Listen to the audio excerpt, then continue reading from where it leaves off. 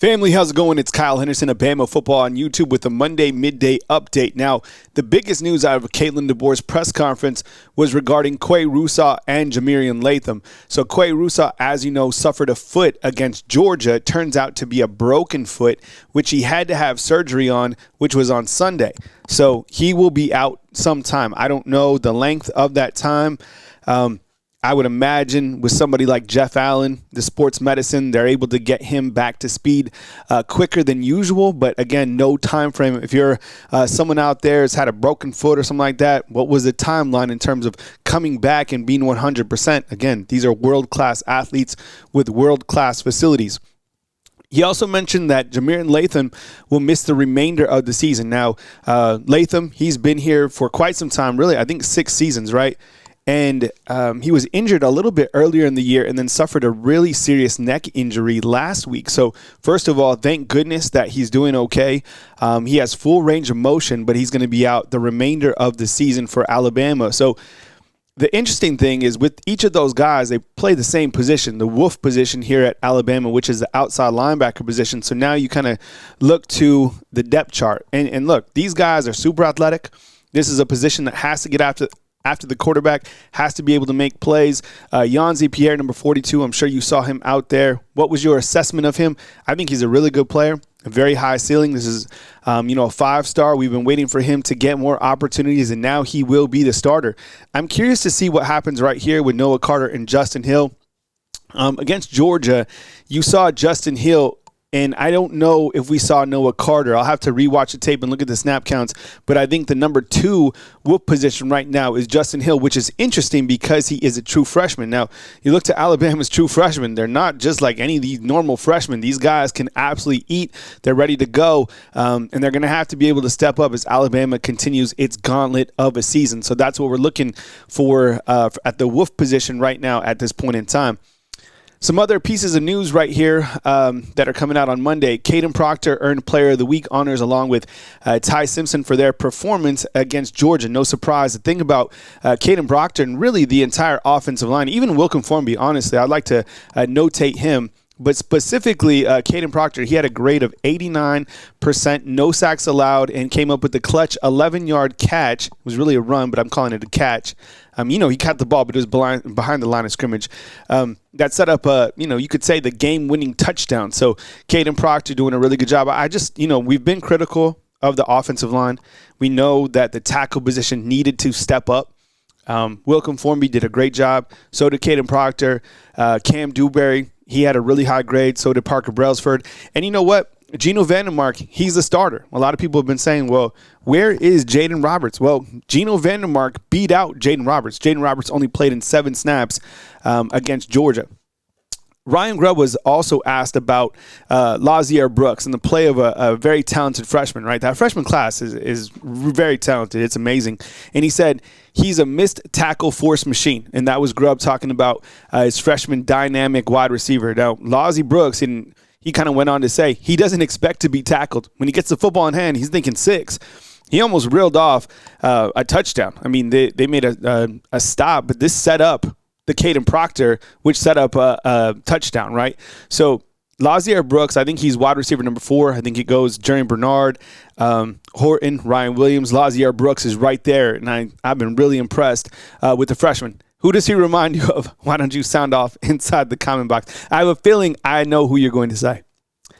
Coach Kane Womack, defensive coordinator, came out and said, look, this Alabama football team is playing with an edge right now.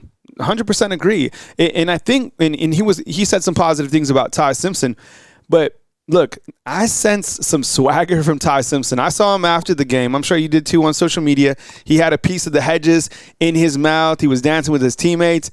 He's feeling himself, man. And the thing is, this guy has that much confidence, and it's spreading out to the team. And I don't think it's like a cocky type of confidence. I think it's just a confidence like, look, I'm here. I understand what we have to do on offense. And look, on Monday, he got compliments from Kirby Smart once again.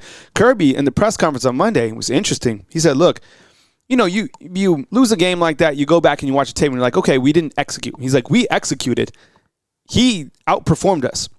And Kirby Smart went on to say, look, you shake his hand, you say good job, and then you go and get better. But Alabama going 13 of 19 or whatever it was on third downs was remarkable. It was the most third down conversions that Georgia allowed in 30 years. Think about that. That tells you a lot about the play of Ty Simpson and about the offensive coordinator, Ryan Grubb. He also went on to say Diego Pavia, and as we kind of turn to Vanderbilt right now, he said, look, Diego Pavia, an exceptional football player, but he's gone from that to an elite level quarterback. Right now, Pavia, 1,300 yards. He has 13 touchdowns, something like that. He can run on the ground. He's leading the team in rushing. Last year when he played Alabama, he rushed for over 20 times, and he was a factor in this game.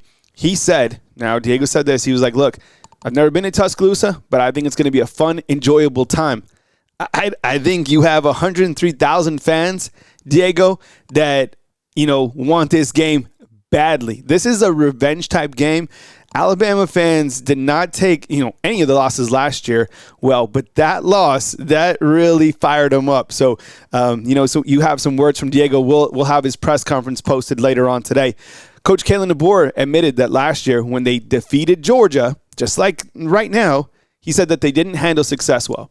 And I think that means, he probably ate some rat poison. I mean, look what happened to Florida State. They just lost to unranked Virginia. Last year, Alabama moved to number 1 in the polls, and then they go and get punched in the mouth by Vanderbilt, a team that wanted to control the time of possession, a team that played really well, and a team that, as Coach Kalen DeBoer said, they did a good job executing at critical times, right? You kind of look back last year, that 4th and 1, they didn't go for a tush push. They threw a bomb for a touchdown. Vanderbilt has a lot of playmakers. Coach Kane Womack said that they have a lot of explosive type plays. This is a team that is scoring 49 points per game. With that said, Ty Simpson after the game said, look, that chip that we have on our shoulder, it isn't going anywhere. And you got to like that mindset because this spirited quarterback is going against another spirited quarterback in Vanderbilt. Coach Saban today, speaking at the Birmingham Quarterback Club, was asked about Georgia, and he said, look, I'd be thinking that maybe I might have to play Georgia in the SEC championship game because I think they're a really good football team. He understands the head football coach, plain and simple, Kirby Smart. And look, you got to look to Georgia last year. They took it on the chin to Alabama. That's a team that doesn't fold. That's a team that's not going to quit. That's a team that is still going to be there at the end. Coach Saban, he understands it. And I think the world of college football should think that too. Georgia is a quality football team. I think they get better from that. And I think that they understand too that Alabama might be there again too. And look, I would imagine, I would love to see those two teams play again. I really would. And I, like I said, I always pick Bama in those games because Bama has the edge mentally, and I think talented. They're talented enough on offense that they're going to win a lot of football games. By the way, I don't know if you saw this, but the kickoff against Missouri is at 11 a.m. I know it was announced during the summertime, but just kind of to bring that to your attention again. So that is following Vanderbilt. You got an 11 a.m. kickoff in Columbia, Missouri, as Alabama takes on the Missouri Tigers. Hey, I have a question for you inside the comment box. Who do you think should be the guest picker for College Game Day? All right, I put this graphic together. It's been fun. I got Roll Tide Willie, got Julio Jones, got A.J. McCarron, James Spann, Nate Oates, and, of course, Miss Terry. I don't know. There's some big celebrities here. I want to hear from you inside the comment box. News as it happens. I appreciate you guys being here with the midday update. You can catch me live every single day at 10 a.m. Central Time right here on Bama Football on YouTube. See you, fam.